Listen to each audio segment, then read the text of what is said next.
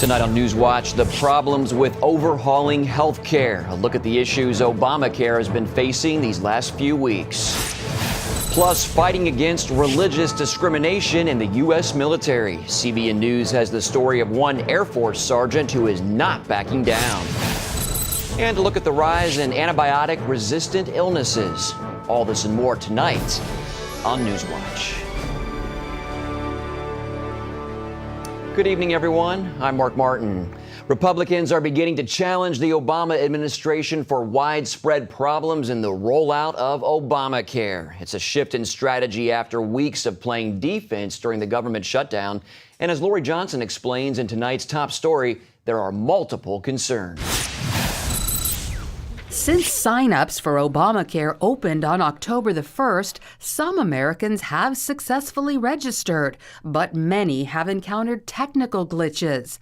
Reuters news service reports the problems include error messages, garbled text, and delays loading pages.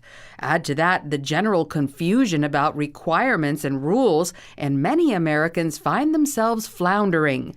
Financial consultant Gordon D'Angelo told the 700 Club's Pat Robertson, I talk to businesses, they don't have a clue. I talk to people who are covered, they don't have a clue. The Obama administration had projected that nearly 500,000 people would sign up for the new health insurance in the first month. But right now, even the Secretary of Health and Human Services doesn't know how many have enrolled. How many have signed up thus far? Fully enrolled? I can't tell you because I don't know. The administration says Americans are desperate for health care, citing the 14 million who visited the federal website in the first 11 days. Its goal, enroll 7 million in the first year. But given all the hassle, is that possible? The Wall Street Journal reports the federal website is generating flawed data that is bogging down insurers. Errors include duplicate enrollments, spouses reported as children, and missing data fields. Republicans in Congress will hold a hearing next week to look at problems with the rollout. So far, Secretary Sebelius has declined to attend, and it's not clear whether the administration will provide any other officials in her place. Lori Johnson, CBN News.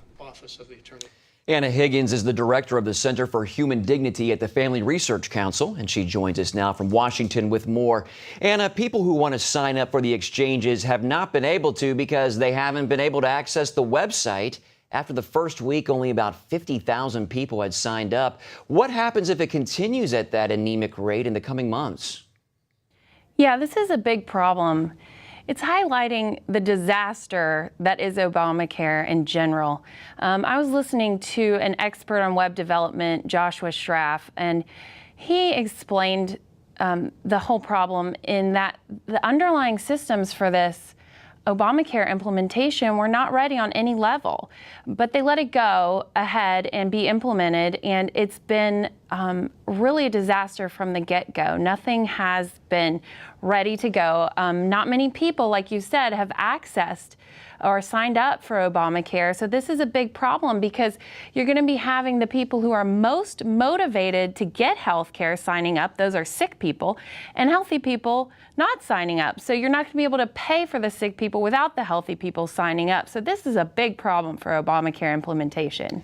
The rollout has been such a debacle that a growing number of Republicans are calling on Health and Human Services Secretary Kathleen Sebelius to resign. What do you think? Yeah, I think that it's a disaster. This is centralized state planning on a level we've never seen before, and so far it's a catastrophic failure.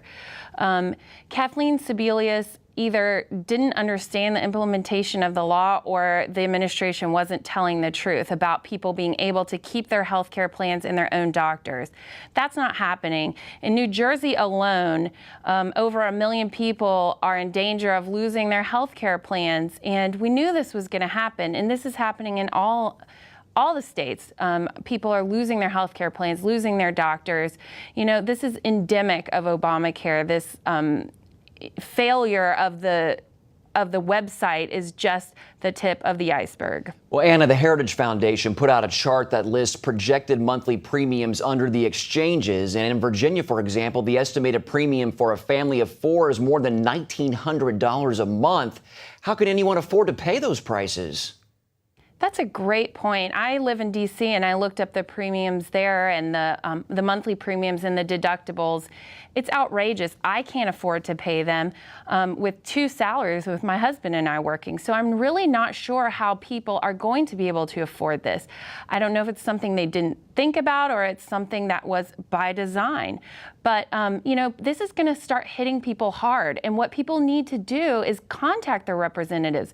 Go to their local district offices, come to D.C., write letters, make calls. Make your voice heard. We can't accept defeat in this arena. We really need to continue the fight to defund and eliminate Obamacare. All right, Anna Higgins, thanks for your insights. Thank you.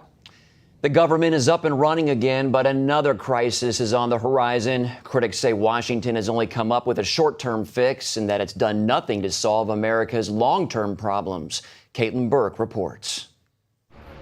We're pretty excited to see all the museums today. National parks and museums are up and running, and furloughed employees are back at work. We have a lot of school districts that probably need our help.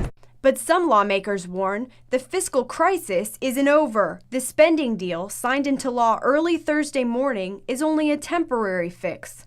It doesn't address any long-term budget problems, like Social Security, Medicare, and Medicaid.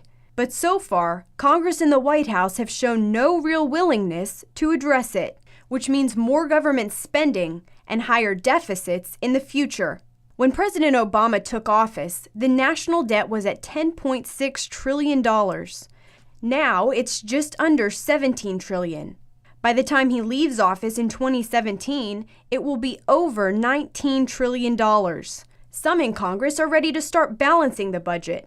Leaders from the congressional budget committees met Thursday to begin negotiations. Our goal is to do good for the American people, to get this debt under control, to do smart deficit reduction, and to do things that we think can grow the economy and get people back to work. Those are our shared goals. But Washington remains divided. Democrats are fiercely opposed to any cuts in entitlement benefits, and Republicans insist on spending cuts, not tax increases. So for now, no real solution is in sight, and America continues to plunge deeper into debt, heading towards what many economists warn will be an inevitable crisis. Caitlin Burke, CBN News. Come Monday, same-sex couples in New Jersey will be able to get marriage licenses. The state Supreme Court upheld today a lower court ruling allowing for gay marriage. Today's decision denies a request from Governor Chris Christie's administration to delay those weddings pending an appeal of that lower court ruling. So until the New Jersey Supreme Court takes up that appeal, gay couples will be able to wed. The court will hear arguments against gay marriage in January. An Air Force sergeant is not backing down from his claim of religious discrimination at Lackland Air Force Base in Texas, even though the Air Force says it's false. CBN News recently spoke with both the sergeant and his pastor, who say there are many others facing religious hostility at the San Antonio base. Heather Sells has that story. The case involving Senior Master Sergeant Philip Monk centers on the issue of same-sex marriage. Monk says his commander removed him from her unit because he would not agree with her views on the subject. I expressly stated that I had a religious conviction that wouldn't allow me to answer the question the way it was posed to me.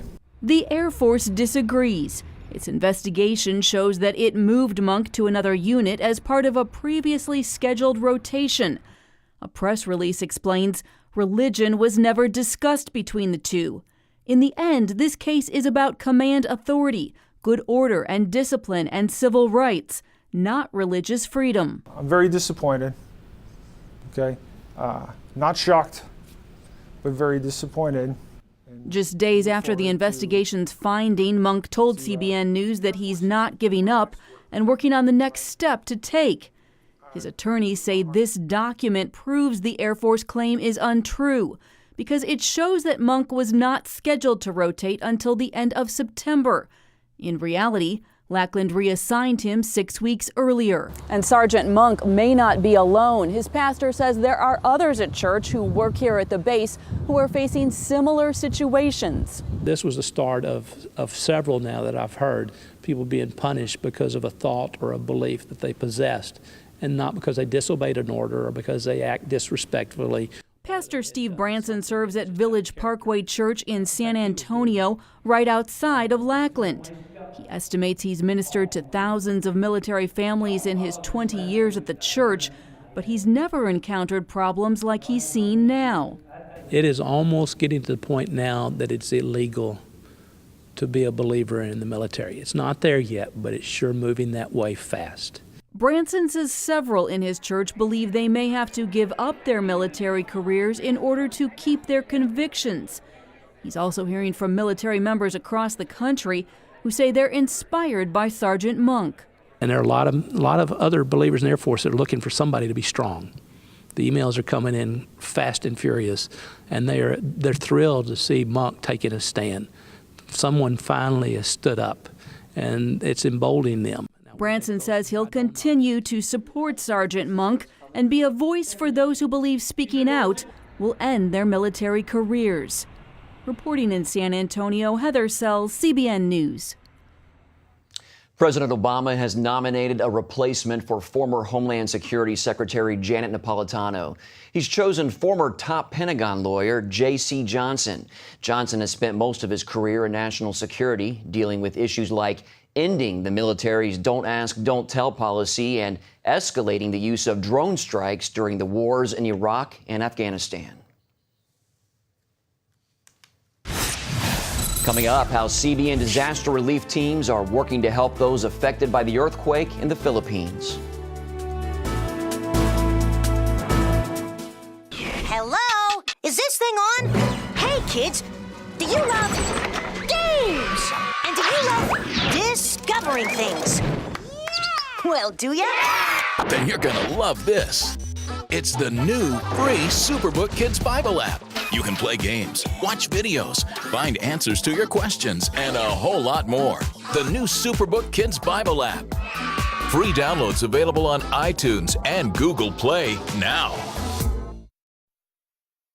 In 2008, my husband Gary departed for heaven. I was still grieving. And then to find out I had cancer, I began praying, God, how do I do this? Where do I do this? Cancer Treatment Centers of America was the place. Dr. Neelam outlined a plan that would take care of my mind and my body, and she prayed with me. For Bible-believing Christians, we're able to pray with them in a much deeper way as they begin to really rely upon their faith.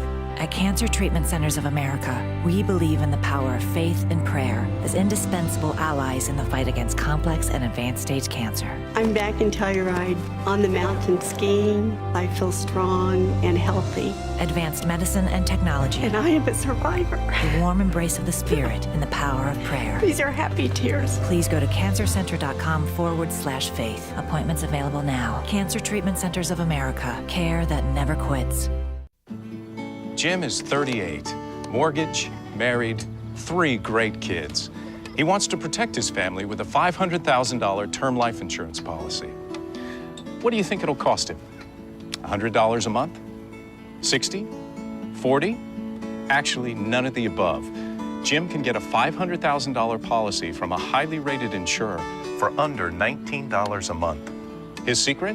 SelectQuote. SelectQuote is impartial.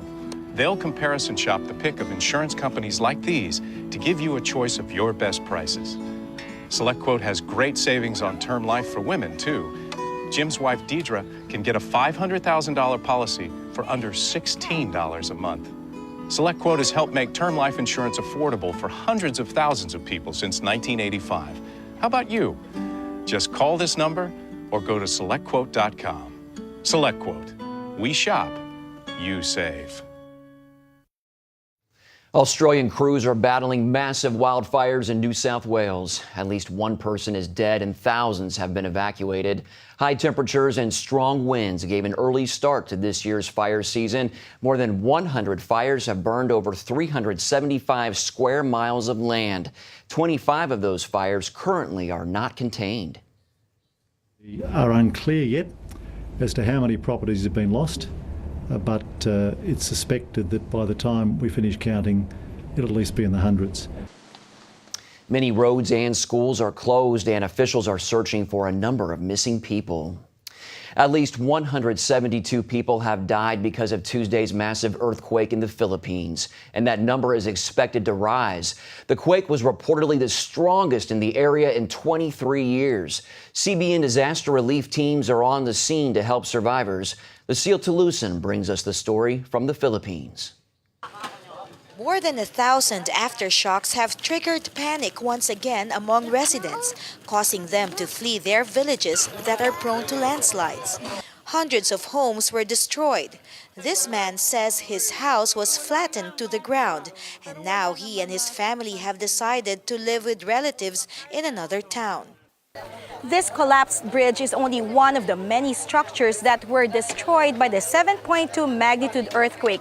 And so here we see the residents making extra efforts to transport their food supply, water, medicines, even their motorcycles using pump boats to get to their homes on the other side of this river. Many roads are impassable to regular vehicles, making it difficult to bring help to far-flung affected areas. Only motorcycles can pass this highway because of the many deep cracks on the road that was caused by the earthquake.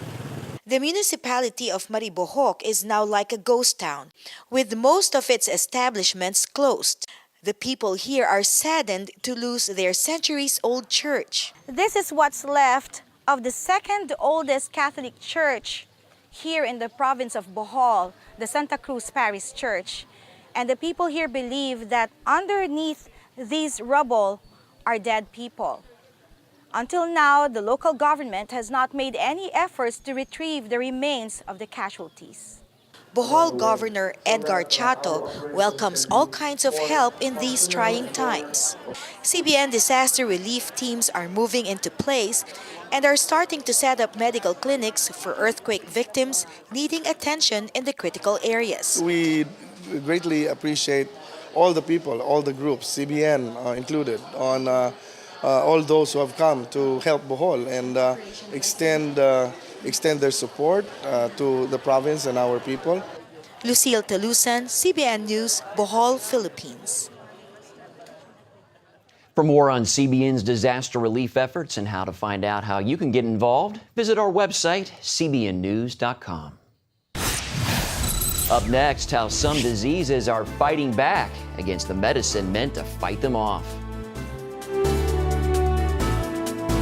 Stop struggling with heavy hoses that are kinked and deliver little or no water. Or worse, break. Introducing the incredible flexible hose. Turn the water on and it expands up to 3 times its original length, so you can easily guide it anywhere you need without tangling. When you turn the water off, as it drains, the hose retracts back to its original shape. Standard rubber hoses can weigh between 8 and 12 pounds, but a 25-foot flexible hose weighs less than a pound. The flexible hose is so compact and lightweight, a child can manage a 75-foot hose easily.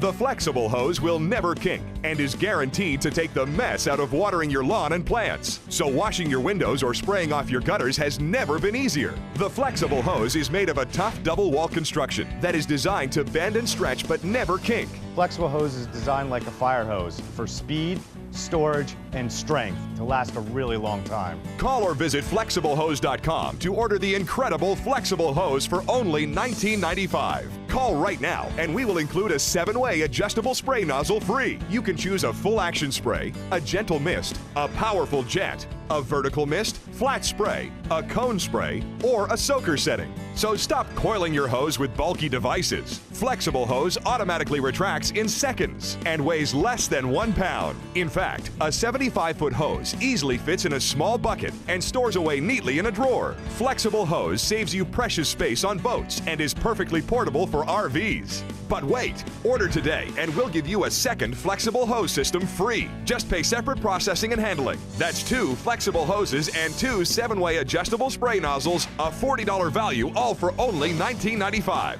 This offer is not available in any store. Order now. To order flexible hose and take advantage of this amazing double offer, call 1-800-769-3384 or go to flexiblehose.com. Remember, this offer is not available in stores, so call now. The Centers for Disease Control is warning against infections even the most powerful drugs cannot fight. It's all because of bacteria that is resistant to antibiotics. As Lori Johnson explains in tonight's Focus Report, doctors might not be able to do anything about it. For 70 years, we've relied more and more on antibiotics to fight infections, to the point where some bacteria have gotten so strong drugs can no longer kill them. An alarming CDC report reveals these bacteria infect around 2 million Americans each year and kill 23,000 of them. Antibiotic resistance is one of the most serious health threats we face today. We risk entering a post-antibiotic era where even simple infections can be deadly. At the top of the list, C. diff, a bacterial infection that targets the intestinal tract and kills 14,000 people a year. That's followed by drug-resistant gonorrhea, an infection making up about 1/3 of the cases of this sexually transmitted disease. And CRE, a respiratory bacteria infecting 9,000 hospital patients a year, killing half of them. I've called CRE a nightmare bacteria. It can resist all antibiotics, kill a high proportion of people it infects, and spread from person to person and bacteria to bacteria readily. The CDC blames this resistance on the overuse of antibiotics, saying half of the prescriptions given by doctors aren't even necessary. Dr. Nancy Cardori agrees. As an infectious disease specialist, she points out that antibiotics kill only infections that are bacterial, not viral. But most of the time when people are sick, they have a viral infection and therefore don't need an antibiotic. The problem is there's no way to instantly know whether an infection is viral or bacterial. So doctors tend to give all of their sick patients antibiotics to help the few patients who actually need them. Because one of the things physicians worry about, okay, if I didn't give them antibiotics, they went home and next day they're really sick and they don't come. And something bad happens. Antibiotics aren't just overused in humans, they're also unnecessarily given to animals raised for food. In fact, animals receive 80% of all antibiotics, and much of that goes into their food. It is being found that if you give them some antibiotics in their feed, which they don't need for infection, it makes them bigger, quicker, so they can be sold to the market quicker. So it's a more of an economic issue than animal health issue. But it becomes a health issue for humans when antibiotic-resistant bacteria get passed to people. The FDA asked livestock producers to voluntarily stop adding antibiotics to feed, but not many have complied. Antibiotic overuse is only part of the problem.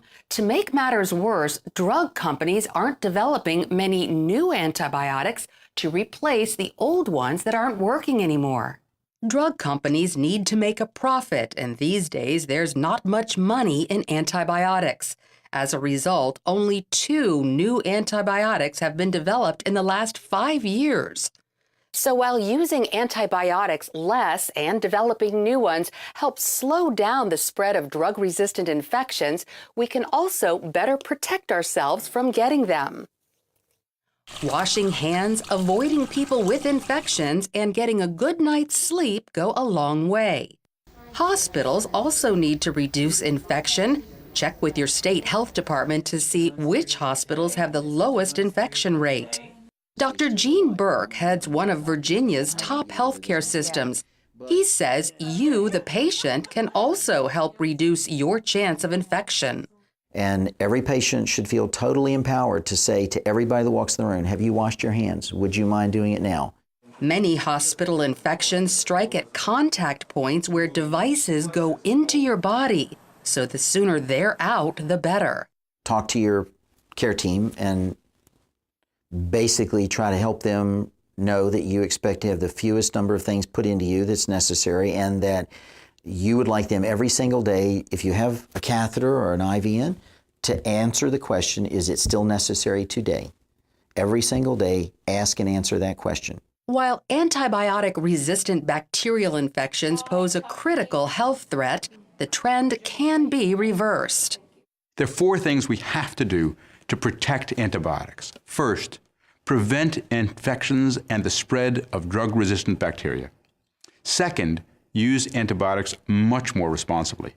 Third, track resistance patterns. And fourth, develop new drugs. Lori Johnson, CBN News. Up next, how one gas station owner gave back to his customers and his community.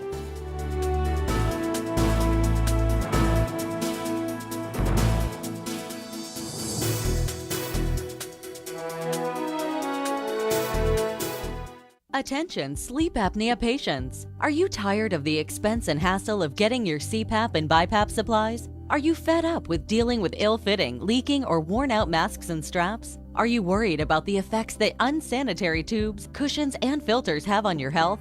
If you said yes to any of these questions, Allied Medical Supply Network has the solution to your problems. You could qualify to have your supplies regularly delivered right to your door at little or no cost to you. That's right, no more inconvenience, no worn-out masks and straps, no more unsanitary equipment, just restful sleep. Call Allied Medical Supply Network today to determine if you may qualify to receive your fresh, brand-name supplies at little or no cost. Don't delay. Call us now to see if you are eligible to save money on regular delivery of your CPAP and BiPAP supplies. Call 1-800-815-9947. That's 1-800-815-9947. Or go to cpapsupplyhelpline.com.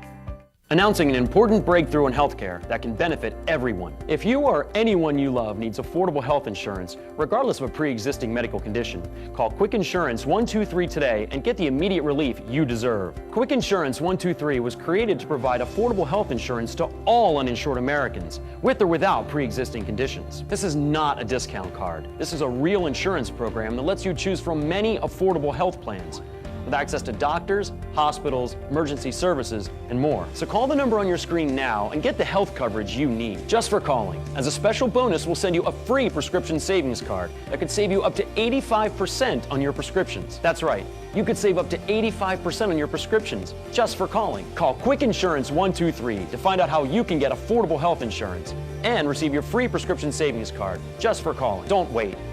Getting a free quote is as easy as 1, 2, 3. Call today.